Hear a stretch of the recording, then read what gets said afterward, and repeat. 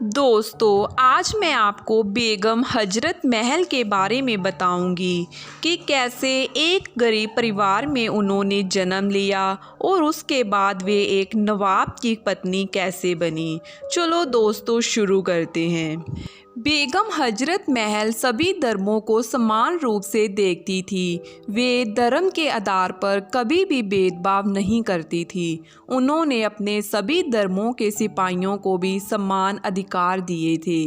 भारत योद्धाओं की भूमि रही है। देश को अंग्रेजी हुकूमत से आज़ादी दिलाने के लिए पुरुष से लेकर महिला तक सभी ने अपना योगदान दिया। इन्हीं वीरांगनाओं में से एक थी बेगम हजरत महल, जिन्होंने 1857 में हुई आज़ादी की पहली लड़ाई में अपनी बेहतरीन संगठन शक्ति और बहादुरी से अंग्रेजी हुकूमत को नाको चने चबाने पर मजबूर कर दिया। अवध के शासक वाजिद अली शाह की पहली बेगम हजरत महल 1857 की क्रांति में कूदने वाली पहली महिला थी। बेगम हजरत महल 1820 में अवध प्रांत के फैजाबाद जिले के एक छोटे से गांव में बेहद गरीब परिवार में जन्मी थी।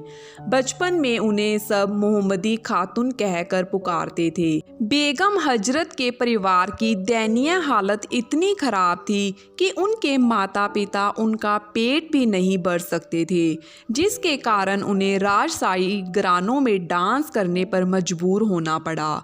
वहाँ पर उन्हें शाही हरम के परी समूह में शामिल कर लिया गया, जिसके बाद वे महक परी के रूप में पहचानी जाने लगी।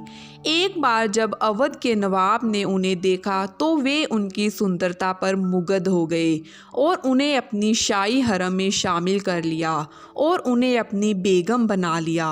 इसके बाद उन्होंने बिरजिस कादर नाम के पुत्र को जन्म दिया। फिर उन्हें हजरत महल की उपाधि दी गई। काफ़ी संघर्षों भरा जीवन जीने के बाद नवाब की बेगम बनने पर उनकी ज़िंदगी में खुशहाली आई, लेकिन ये ज़्यादा दिनों तक टिक नहीं पाई। 1856 में ब्रिटिश ईस्ट इंडिया कंपनी ने अवध राज्य पर कब्जा कर लिया और ताजदार अवध नवाब वाजिद अली शाह को बंदी बना लिया, जिसके बाद बेगम हजरत महल ने अपने नाबालिग बेटे बिरजिस कादर को राजगद्दी पर बिठाकर अवध राज्य की सत्ता संभाली।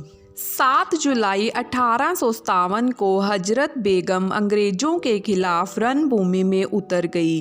वे एक कुशल रणनीतिकार थी, जिनके अंदर एक सैन्य और युद्ध कौशल समेत कई गुण विद्यमान थे। उन्होंने अंग्रेजों के चंगुल से अपने राज्य को बचाने के लिए अंग्रेजी सेना से वीरता के साथ डटकर मुकाबला किया था। बेगम हजरत महल सभी धर्मों को समान रूप से देखती थी। वे धर्म के आधार पर कभी भी भेदभाव नहीं करती थी। उन्होंने अपनी सभी धर्मों के सिपाहियों को भी समान अधिकार दिए थे। इतिहासकारों का मानना है कि वे अपने सिपाहियों का हौसला बढ़ाने के लिए खुद ही युद्ध मैदान में चली जाती थी। हजरत महल की सेना में महिला सैनिक दल भी शामिल था, जो उनका सुरक्षा कवच था।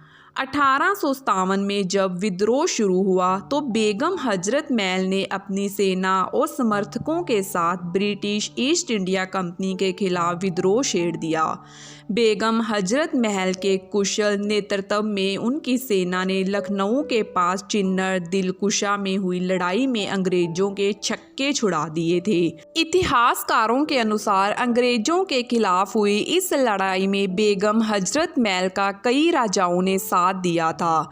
बेगम हजरत महल की सैन्य प्रतिभा से प्रभावित होकर ही स्वतंत्रता संग्राम में मुख्य भूमिका अदा करने वाले नाना साहिब ने भी उनका साथ दिया था। वहीं राजा जयलाल राजा मान सिंह ने भी इस लड़ाई में रानी हजरत महल का साथ दिया था। इस लड़ाई में हजरत महल ने हाथी पर सवार होकर अपनी सेना का कुशल नेतृत्व किया।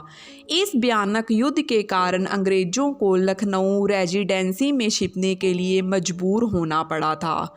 हालांकि बाद में अंग्रेजों ने ज़्यादा सेना और हथियारों के बल पर एक बार फिर से लखनऊ पर आक्रमण कर दिया और लखनऊ और अवध के ज़्यादातर हिस्सों में अपना अधिकार जमा लिया, जिसके चलते बेगम हजरत हजरत महल को पीछे हटना पड़ा और अपना महल छोड़कर जाना पड़ा। इस हार के बाद वे अवध के देहातों में जाकर लोगों को अंग्रेज़ों के खिलाफ लड़ने के लिए एकत्रित करती रही। उन्होंने अवध के जंगलों को अपना ठिकाना बनाया। इस दौरान उन्होंने नाना साहेब और फैजाबाद के मौलवी के साथ मिलकर शाहजहांपुर में भी आक्रमण किया और गुरिल्ला युद्ध नीति से अंग्रेज़ों की नाक में दम कर दिया। ऐसा कहा जाता है कि बेगम हजरत महल पहली ऐसी बेगम थी जिन्होंने लखनऊ के विद्रोह में हिंदू मुस्लिम सभी राजाओं और अवध की आवाम के साथ मिलकर अंग्रेज़ों को पराजित किया था। बेगम हजरत महल ने ही सबसे पहले अंग्रेज़ों पर मुस्लिमों और हिंदुओं के धर्म में फूट और नफ़रत पैदा करने का आरोप लगाया था। अंग्रेज़ों के साथ लड़ाई के दौरान मौलाना अहमद शाह की हत्या कर दी गई थी, जिसके बाद बेगम हजरत महल बिल्कुल अकेले पड़ गई और उनके पास अवध छोड़ने के अलावा कोई और दूसरा रास्ता नहीं बचा था।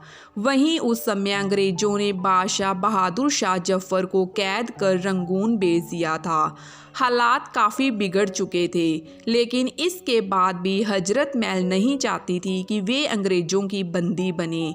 इसीलिए वे अपने बेटे के साथ नेपाल चली गई। नेपाल के राजा राणा जंग बहादुर भी उनके साहस और स्वाभिमान से काफ़ी प्रभावित थे। इसीलिए उन्होंने बेगम हजरत महल को नेपाल में शरण दी।